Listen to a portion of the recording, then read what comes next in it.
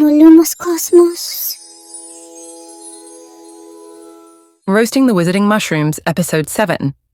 Galactic Unicorn, LoonyLoveGoodSpore. LoonyLoveGoodSpore is what happens when the forest gifts one child maximum empathy and zero filter, then forgets to install the social norms plugin. She floats through Logwaltz like a sleep-deprived oracle who accidentally wandered in from a better dimension and decided to stay for the pudding. Her fashion sense looks like she lost a bet with the lost and found bin. She doesn't dress quirky. She dresses like she's trying to avoid being recognized by reality. Everyone else at Logwaltz is in either mortal peril or active denial. Loony? She drifts down the corridor saying, Your unresolved childhood issues feed the grief-gnats, and they're contaminating your aura. And somehow she's right.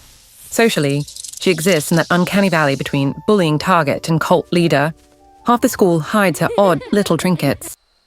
The other half quietly realizes she's the only one not actively disassociating.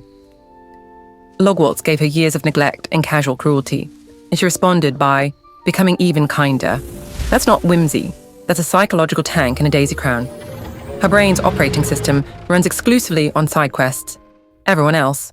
We need to KO Mold Emo and survive the war! LoonyLoveGoodSpore. Yes. And also, the moon told me your self-worth is conditional. So let's fix that first. She reads people the way librarians process overdue library books. Fast, precise, and with the unbothered tone of someone who has already earned her expertise as a misfit kid. Her conversation style is a mystic guru manifesto against linear thought. She'll start with, What is self?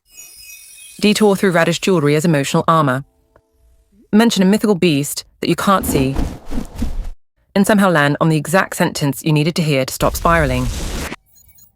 Therapists need 6 sessions to get there. Loony does it between classes while observing cloud shapes. And let's be clear, her emotional range isn't a teaspoon, a mug, or even a barrel tier. She's the whole kitchen. She feels everything for everyone all the time. And instead of curdling into bitterness, she just leans harder into strange, using weirdness as camouflage. You can't even bully her correctly. Call her names? She agrees. Hide her stuff? She thanks you for teaching non-attachment. Laugh at her beliefs. She tilts her cap and says, There is no need to believe when there is experience. And suddenly you're the one re-evaluating your life choices. In a school inhabited by a plot-addicted head mushtar, a prophecy-strangled hero, a grief-stricken potions master, and an army of unsupervised child weapons with homework, LoonyLoveGoodSpore is the one kid who doesn't mistake trauma for personality. She just calmly watches everyone speedrun their breakdowns, like their performance art. Her friendship with Harry Spotty is brutal if you think about it. The entire forest weaponizes this boy for narrative drama, and the only person who consistently offers him unconditional regard is the girl everyone calls Loony. Courses her. Of course, the only functional attachment style in the forest is wearing beetle earrings and talking to spirits. Romantically, she never installed the Logwaltz dating software. While everyone else is hormone-hijacked and busy turning crushes into full-scale melodramas, she's out here falling in love with invisible creatures and constellations.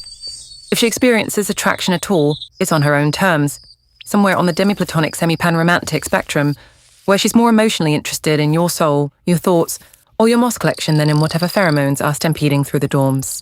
While her peers are rehearsing breakups that haven't happened yet, LoonyLoveGoodSpore is the one fungus in school who can care deeply without needing to turn every connection into a subplot.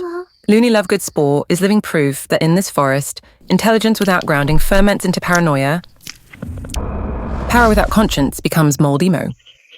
Insensitivity that refuses to harden into cruelty grows into her. She doesn't need the forest's rationed love, praise, or attention pots. She manifests her own well underground and pipes it straight into her soul.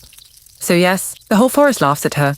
But when the war's over and everyone else is in therapy trying to remember who they are without a crisis, LoonyLoveGoodSpore already has the answer. Because while they were busy being tragic, she quietly became whole. She listens to what no one else is doing enough to hear. She hums in our frequency.